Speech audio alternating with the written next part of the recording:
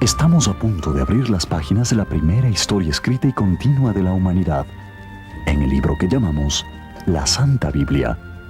Investigaremos algunas de sus historias más controversiales y descubriremos respuestas a algunas preguntas muy difíciles. ¿Es la Biblia un relato confiable de intervenciones milagrosas que rescatan al ser humano de la ruina y destrucción? ¿O es simplemente una colección de leyendas y mitos, como dicen algunos críticos de hoy? Conocidos expertos de todo el mundo, tanto escépticos como creyentes, han contribuido en la consideración de estas cuestiones bíblicas que tal vez lo asombren y sorprendan. De acuerdo con la Biblia, todos los idiomas y las razas del mundo se originaron en un mismo punto, en la destrucción cataclísmica de la legendaria Torre de Babel. ¿Se construyó en realidad una torre como la que se describe en la Biblia? ¿La destruyó Dios, dispersando a todos sus habitantes? ¿Han descubierto los arqueólogos las ruinas de la torre? ¿Qué siniestro plan tiene en mente un dictador moderno para su reconstrucción? No podemos comprobar que la Torre de Babel existió. No solo que hubo una verdadera Torre de Babel en el pasado, sino que la torre y la ciudad de ese nombre están siendo reconstruidas por el dictador más peligroso del mundo. Ninguna persona inteligente cree que el relato de la Torre de Babel es un hecho histórico, o que todas las razas e idiomas del mundo nacieron en esa pequeña área de Mesopotamia. La historia bíblica de Babel es muy consistente con toda la evidencia. Quien niega este hecho simplemente está dado a la fantasía o especulación. En realidad, el concepto de la generación racial y de idiomas en la Torre de Babel se demuestra fácilmente por medio de la arqueología, la lingüística y la genética. Las torres de los templos en Mesopotamia eran centros para comunicarse con antiguos astronautas. Yo creo que el propósito de la torre era lograr comunicación, pero no con supuestos antiguos astronautas, sino con los demonios y ángeles caídos. La Biblia nos dice que Dios se enojó con la primera civilización que descendió de Noé. Para saber por qué, veamos el principio de la historia como lo relata la Biblia. Según Génesis capítulo 8, cuando las aguas del diluvio comenzaron a bajar, el arca se detuvo sobre los montes de Ararat. Noé y su familia descendieron de la montaña para comenzar una nueva vida. Dios les ordenó que no permanezcan en un solo lugar, sino que salgan, tengan muchos hijos y vuelvan a llenar la tierra. Pero los descendientes de Noé violaron la orden de Dios. Se establecieron en un llano fértil entre los ríos Tigris y Éufrates. Cuando comenzaron a construir una torre hacia los cielos, Dios decidió dispersarlos. ¿Es este relato de la historia de Babel un hecho o ficción? ¿Por qué en realidad se construyó esta torre y quiénes la hicieron? ¿Sería posible que todas las razas e idiomas del mundo surgieran de un solo lugar como dice la Biblia en Génesis capítulo 11? Al considerar estas preguntas, veamos lo que sucedía en la tierra de Sinar. La Biblia nos dice que el rey Nimrod fue un gran cazador y el constructor de ciudades antiguas en lo que hoy es Irán e Irak. ¿Pudiera ser Nimrod el gobernante que se propuso construir una torre alta para hacerse un nombre para él y su pueblo y para evitar dispersarse como Dios lo había ordenado? De modo que tenemos un doble misterio que explorar. Primero, ¿hubo en realidad una torre de Babel? Segundo, ¿surgieron todas las razas e idiomas del mundo como resultado de la destrucción de esa torre? Aunque la Biblia guarda silencio respecto de los eventos diarios que rodean la Torre de Babel, podemos especular cómo se puede haber desarrollado el drama en el reino de Nimrod. ¡Oh, poderoso rey Nimrod! ¡Escucha la palabra! El Dios de los abuelos, de nuestros abuelos, clama y nos advierte: salgan y hagan nuevas naciones. No se queden aquí desafiando a Dios. Harán venir nuevamente las aguas del diluvio. Destruirá esto. Y ahora, ¿cuál es tu queja, visir? No es una queja, Su Majestad. Lo que el viejo mendigo grita en las calles, se susurra en algunos lugares. ¿Y quién es este Dios? ¿Cómo se llama?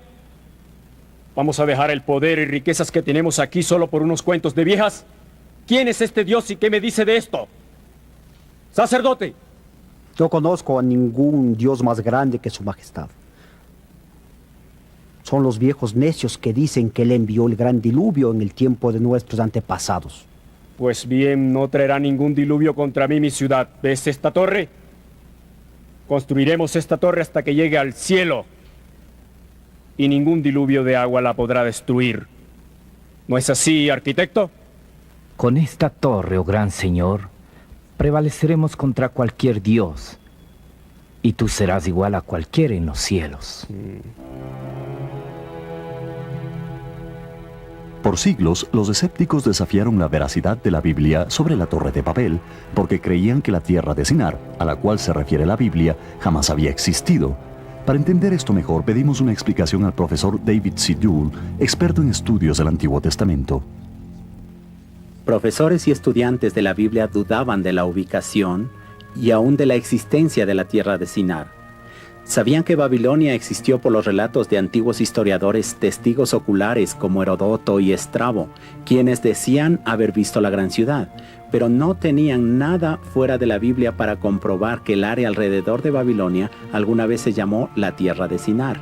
Y entonces, en la primera parte del último siglo, los arqueólogos descubrieron miles de tablillas cuneiformes, como esta. El nombre Sinar, con varias pronunciaciones, se mencionaba en tablillas de Egipto, Siria y los reinos Eteo y Urriano. El lugar donde el relato de la Torre de Babel ocurrió es aquí, donde hoy es Irak. Historiadores de la antigüedad, incluyendo Alejandro Magno, todos escribieron respecto de haber visto las ruinas de la Torre de Babel. Han habido innumerables excavaciones arqueológicas en el transcurso de los últimos 100 años que han descubierto los grandes tesoros de Sumeria, Asiria y Babilonia en Irak.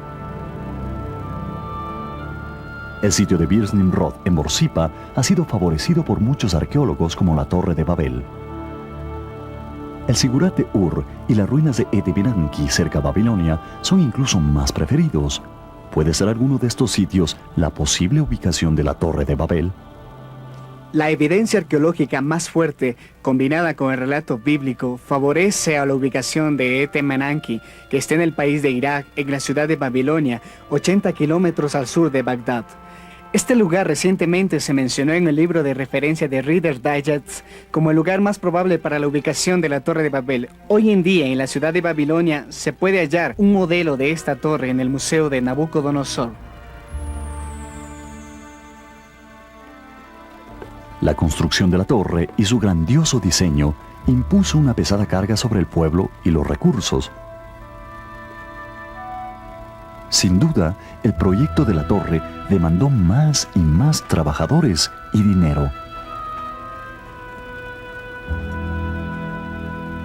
La mano dura de Nimrod se sentía en todas partes.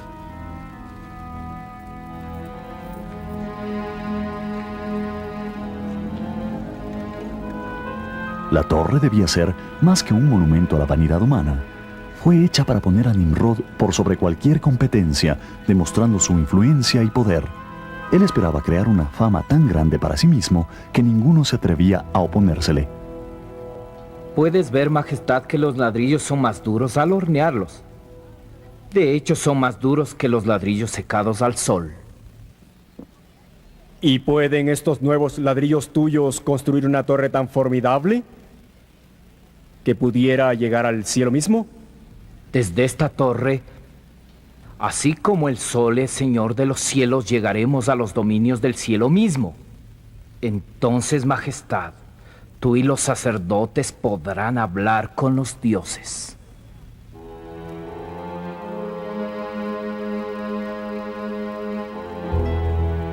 Cuando la Biblia dice que la intención era que la torre llegara al cielo, no quiere decir en un sentido físico, sino como un sistema de comunicación. Ellos usarían cristales de cuarzo, como este cristal de cuarzo que tengo aquí en mi escritorio, y si se los amontona en la longitud correcta, atraen ondas de radio. El capítulo 11 de Génesis dice que la torre fue construida de ladrillos cocidos al fuego. Estaban horneados por completo, Hechos de arena y bajo intenso calor, estos ladrillos habrían adquirido características similares al cuarzo, haciendo a la torre como si fuera un gigantesco receptor de radio de cristal.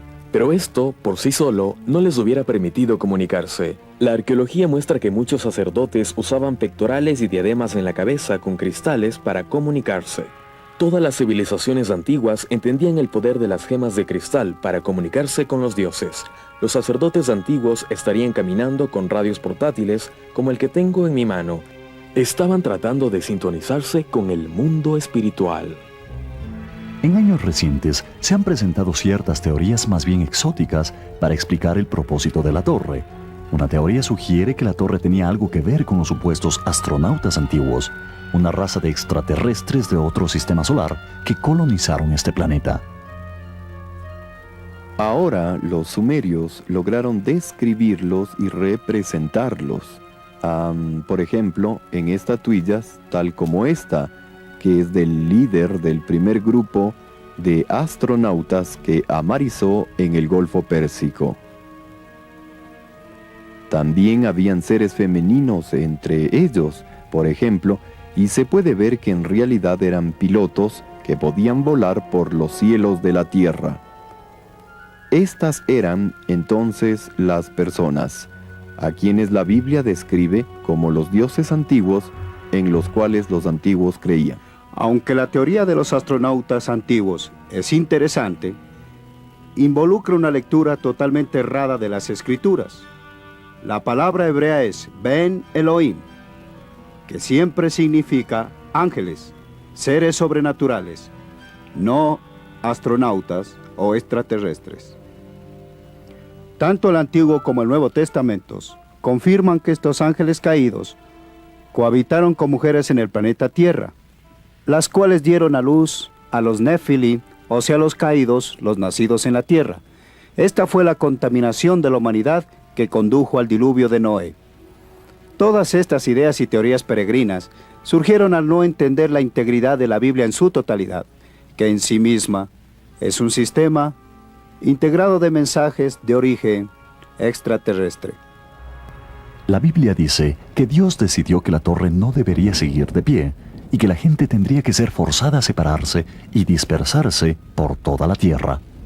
¿Qué nos puedes decir respecto a estas nubes negras y relámpagos que rodean la torre últimamente? Son de mucha molestia para el rey. Se encierra en su salón del trono con sus preocupaciones.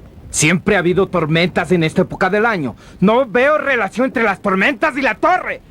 No recuerdo ningunas nubes negras que permanezcan tanto tiempo en un lugar, o relámpagos que hayan matado a alguno de nuestros trabajadores. Les digo, esto es un mal augurio. Aleja la tormenta con un conjuro. Di a los dioses, ¡ya basta! Yo no diría blasfemia si fuera tú. Parece que se escuchan tus burlas. Todavía es muy temprano y ya comienza otra vez. Busquemos refugio antes que nos destruya este maldito viento.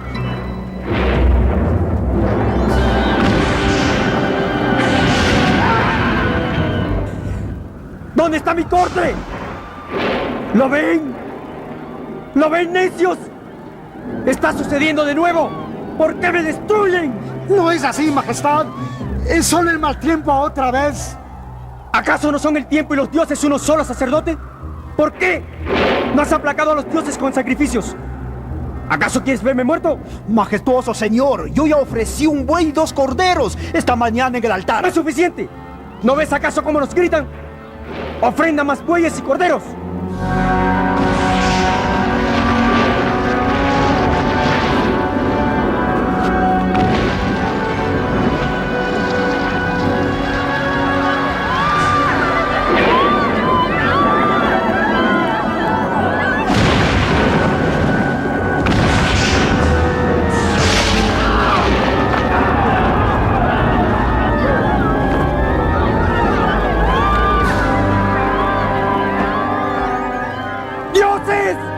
¿Por qué me han hecho esto a mí?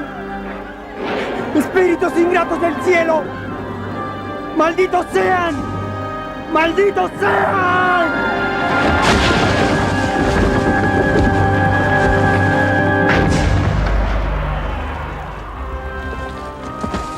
De acuerdo con la Biblia, Dios destruyó la torre y confundió los idiomas de la gente para que se separen en naciones y razas y nunca más desafíen al Dios Todopoderoso. Esto nos trae a la última parte de esta historia misteriosa. ¿Es acaso posible que todos los idiomas y razas del mundo pudieran en realidad brotar del incidente de la Torre de Babel? Los cristianos fundamentalistas han tratado de enseñar que la confusión de idiomas fue un resultado de la construcción de la Torre de Babel. Esto no se puede comprobar ni por información histórica ni por evidencia arqueológica. Hay unos 5.000 idiomas en el mundo hoy, y entre 50 y 200 grupos no relacionados. Podemos rastrear el más conocido de esos idiomas del sistema indoeuropeo hasta alrededor del año 3000 a.C., cerca del tiempo de Babel. Después de eso nos topamos con una pared. Para tener una idea de cuán rápido cambian los idiomas, aquí hay un ejemplo de Bepol en el inglés antiguo.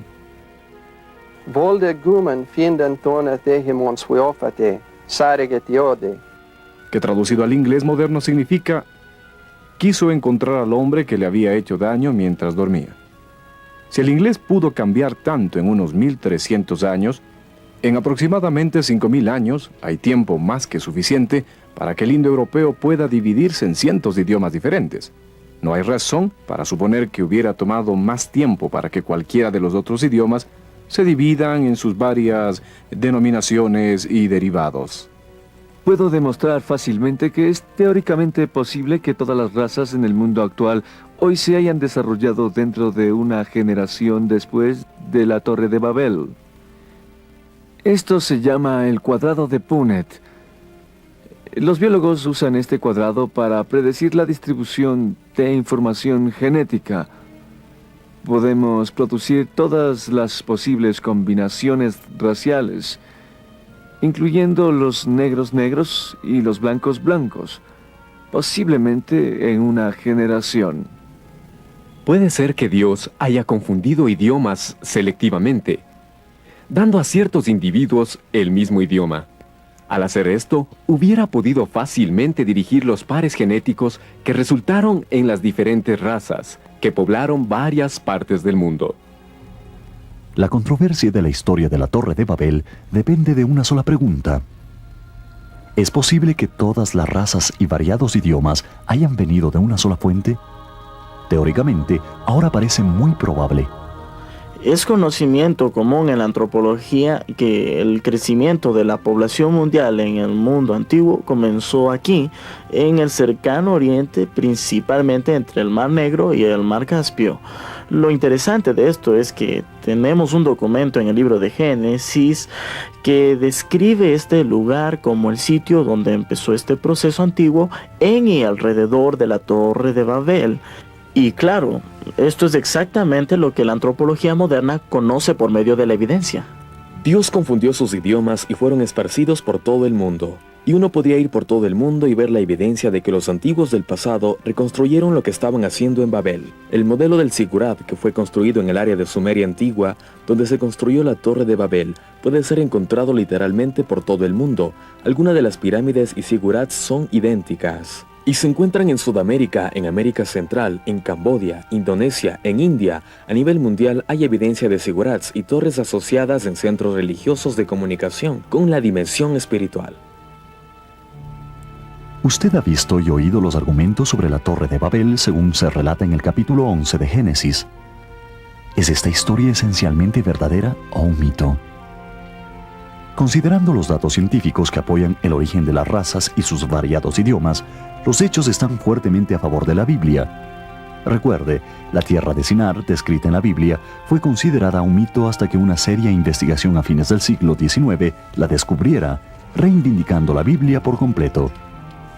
Si las ruinas de Temenanqui son las que parecen ser, entonces esta era la legendaria Torre de Babel, exactamente como lo afirman las Escrituras. La historia de la Torre de Babel todavía no llega a su fin. Incluso hoy en día se está desenvolviendo un nuevo capítulo. Cuando Nabucodonosor aún reinaba en la ciudad de Babilonia, 2500 años atrás, dejó su legado para futuros reyes inscritos en tablillas cuneiformes para que reparen y reconstruyan sus templos y palacios. Según algunos eruditos en profecía bíblica, la Babilonia antigua, la más poderosa y perversa ciudad del mundo antiguo, será reconstruida antes de la batalla final del Armagedón. Estas ruinas, perdidas por siglos bajo las movedizas arenas de Irak, han sido finalmente desenterradas. En estas películas recientes se puede ver que la reconstrucción de la antigua Babilonia es de hecho una realidad. Por largo tiempo, esto ha sido un proyecto personal del dictador iraquí Saddam Hussein, y sus ingenieros, arquitectos y arqueólogos le aseguran que la ciudad se está levantando de nuevo. Varios de los edificios ya han sido completados, y hay planes para una total reconstrucción de la Torre de Babel. El mundo no sabe los motivos de Saddam Hussein para reconstruir Babilonia y la legendaria Torre de Babel.